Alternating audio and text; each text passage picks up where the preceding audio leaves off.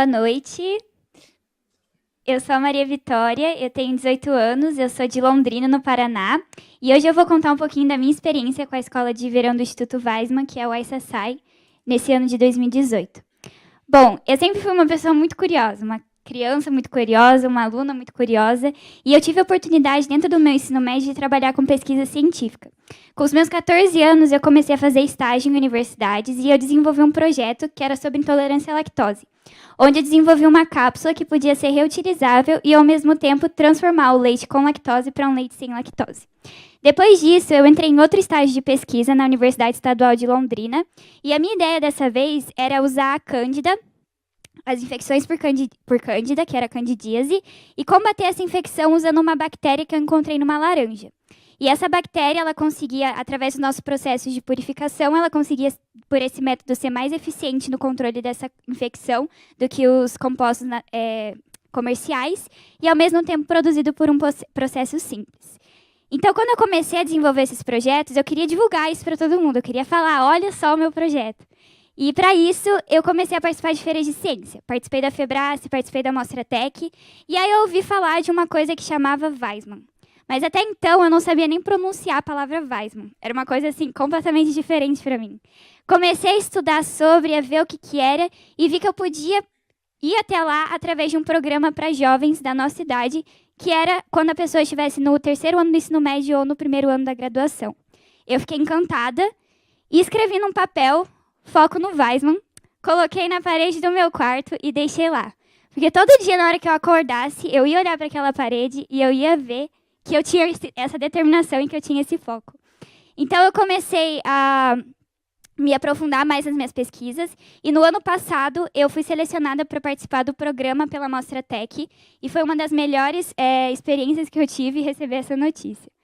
Mas sobre o que eu fiz lá? Bom, o meu grupo de pesquisa era um grupo com 4 alunos, era eu e mais 3, o Nils da Holanda, a Erin dos Estados Unidos e a Diana do México. E esse carinha aqui era o nosso mentor, que é o Gal Shapira. A gente trabalhou no departamento de Biologia Celular e Molecular lá do Weissman, mas o nosso trabalho ele tinha muito a ver com neurociência. E esse era o título.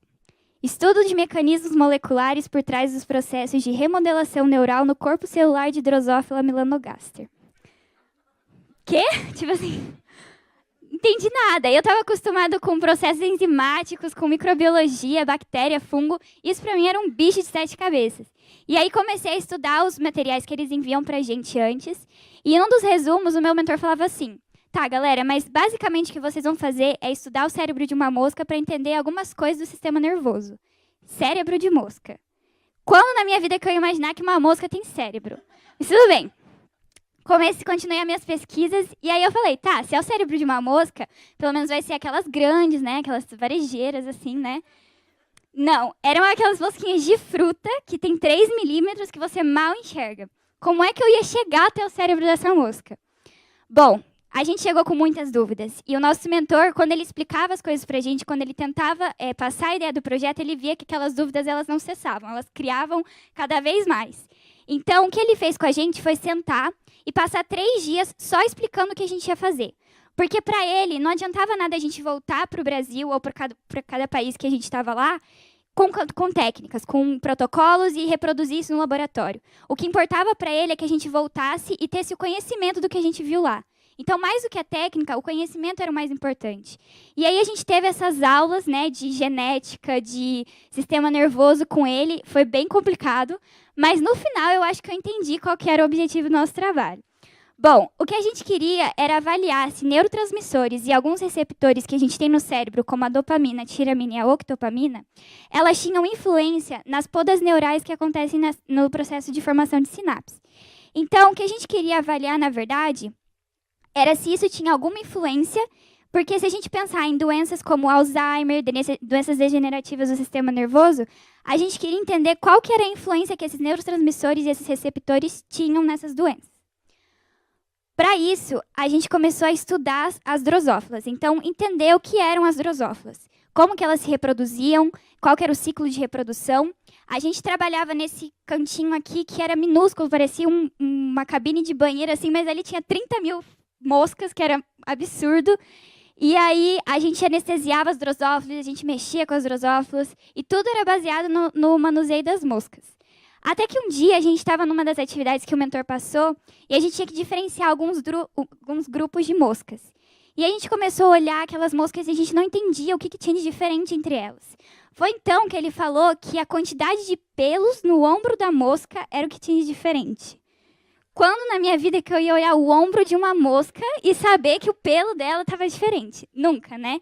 E aí a gente começou a ver qual que era o nível da pesquisa, o quão rico em detalhe era a pesquisa e o quão importante eram esses detalhes.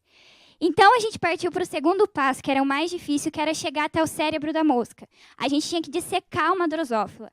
Ela é muito pequena, a gente usava microscópio, a gente usava tudo que fosse facilitar o processo, mas mesmo assim era muito difícil. E esse foi o meu primeiro cérebro. Tirei uma foto, porque foi tão difícil chegar até ele que eu falei assim, vou tirar uma foto para garantir que eu cheguei em um pelo menos. E aí, o que a gente fazia com esses cérebros era avaliar o corpo celular deles. Então, a gente queria saber se aqueles neurotransmissores que eu falei para vocês, eles tinham influência nesse corpo celular ou não. Essa influência seria isso aqui.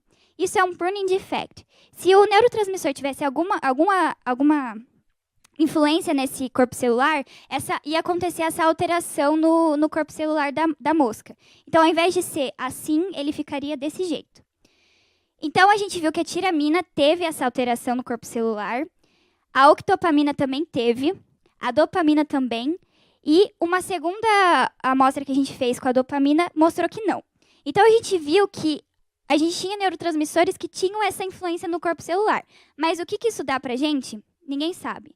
Na verdade, esse estudo, ele é um estudo que é o pontapé inicial de uma pesquisa para a gente entender o que esses neurotransmissores têm a ver com as doenças como Alzheimer e doenças degenerativas.